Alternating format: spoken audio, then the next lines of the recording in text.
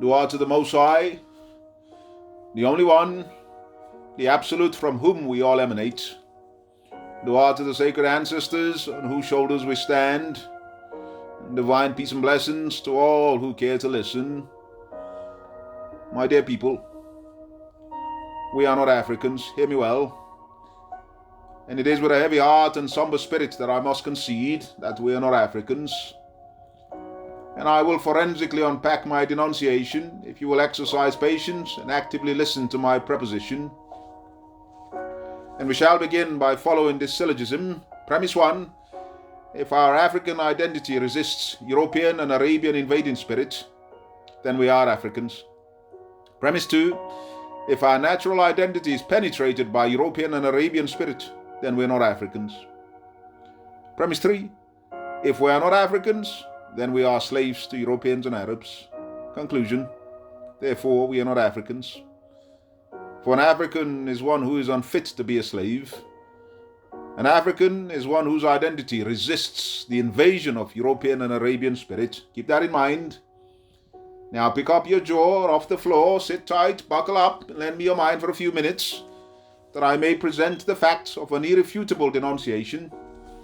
As disconcerting as today's caption may sound to most of us, and to the emotionally immature, I shall at once remind you that truth by its very nature is unsettling, so please bear with us. Our natural identity is our greatest defense against invading, alien, spiritual, ideological, and philosophical penetration. And the fact that we disidentify with the essence of our Africanness and outrightly reject and deprecate our Africanness and identify with Europeans and Arabians is irrefutable confirmation that we're not Africans. The fact that we adorn ourselves with glee, the derogatory labels that Europeans and Arabs superimpose upon us to suppress our African spirit, is conclusive evidence that we're not Africans. For words have power, power to transform consciousness. And yes, I concede that the headline is an unwavering denunciation, but it is hard truth, and we all know that truth is medicine. Take it or let it alone. I'm reminded of an old African proverb that states, a monkey that eats grass instead of a banana is a goat. What am I saying? I'm saying that we cannot manifest European and Arabian spirit spiritually, culturally, psychologically, intellectually, socially, and then have the brass effrontery to call ourselves Africans, or the dehumanizing and derogatory label black. Nay, we are not Africans in any way, shape, or form, apart from the physical attributes, which are secondary indicators, not primary indicators. I shall unpack that later. The truth is, we have become allergic to the spirit of Africa, yet we gladly celebrate the superficial symbols of Africa and then delude ourselves that that is what makes us Africans. No. We cannot adopt the symbols of Africa and reject the essence of Africa. No. You cannot plant mango seed and harvest figs. In other words, you cannot exclusively upload European and Arabian information into an African edifice and expect to create an African personality. Nay, what you end up creating is a walking contradiction. A European or Arabian incarnate in an African edifice, a schizoid. And I don't care what philosophical or biological gymnastics you care to employ. I don't care how many benches you kick over, and you can often puff till kingdom come. The truth is, we're not Africans. And before going any further, permit me to insert a caveat that truth is surgery, therefore it is painful. Truth is medicine, therefore it is bitter, and truth is liberating, therefore it is our samambanam, our ultimate goal, freedom.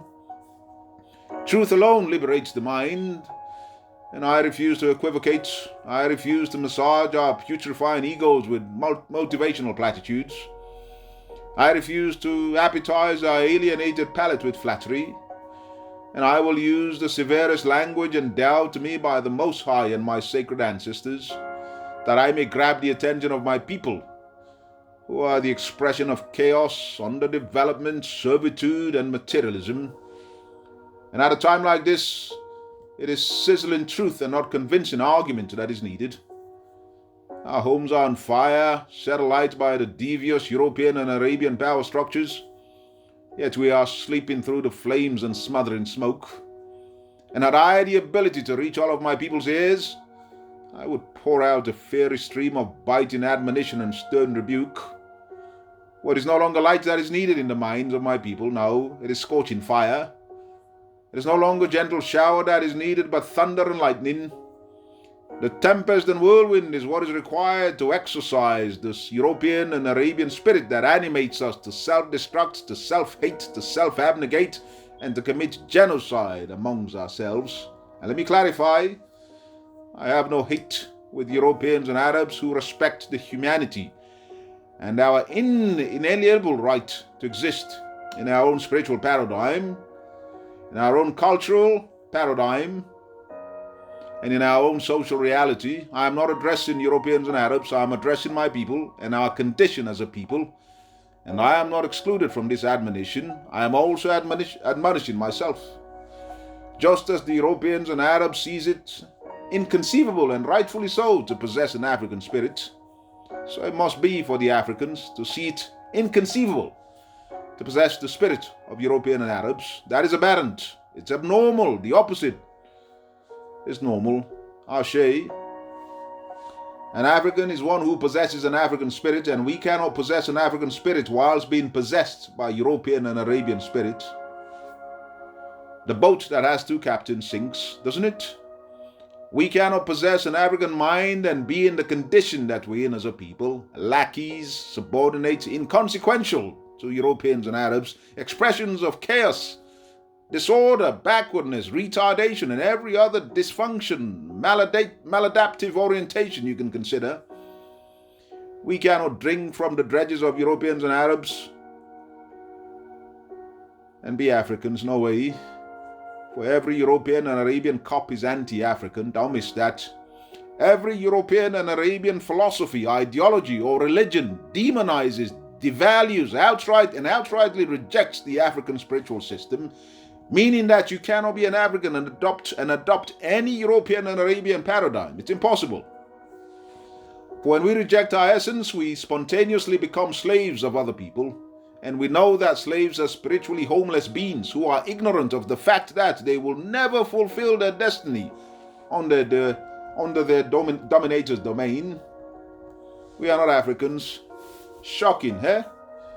Yes, that might be a shocking declaration to most of us who are convinced that the primary indicator of our identity is our genetic or biological locus, or that our identity is principally based on the visible melanin we produce, or our complexion. No, ladies and gentlemen, those are secondary indicators. They are not primary indicators of our identity. The primary indicator of one's identity is the spirit one possesses, the mind one possesses, for we are spiritual beings having a human experience and not the other way around.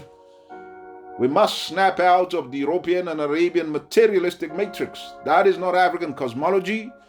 It is not African spirituality, culture, philosophy, ontology, our beingness, epistemology, how we come to know what we know, or axiology, our values. We need to divest of this materialism disease that was implanted deep down in our psyche by Europeans and Arabs, and that the most devastating pathology amongst our people is materialism. I adjure you to allow me to present you with the sheepdog analogy. Why is a dog species called a sheepdog? Well, the sheepdog is called a sheepdog because it has been artificially transformed into a sheep. Thus, the sheep nature, which is transplanted to suppress the dog nature, precedes the dog, even in the designation. Through conditioning, a dog becomes a sheepdog. The sheep precedes the dog, because the artificially created nature of the sheep ends up taking preeminence over the natural nature of the dog. Don't miss that. The dog becomes a warrior sheep to protect and advance the sheep community through conditioning. And from birth, the trainer extracts the puppy from its natural habitat and places it amongst the sheep community for rearing. And the puppy is firstly disorientated from its dog nature in order to suppress its dog nature, and then orientated into sheep nature by the manipulator and the sheep community. And no sooner The nature of a sheep is transplanted into the dog, and the dog then identifies with the sheep, thus becoming the fiercest protector of the sheep and the greatest enemy of other dogs and other animals. The sheepdog is thus confined to servitude. Its primary function becomes to protect, to advance, and to serve the sheep community perpetually. And the sheepdog will gladly kill other dogs or any other animals that threatens the existence or development of the sheep community. Who am I talking about? What people express the sheepdog analogy? Talk to me.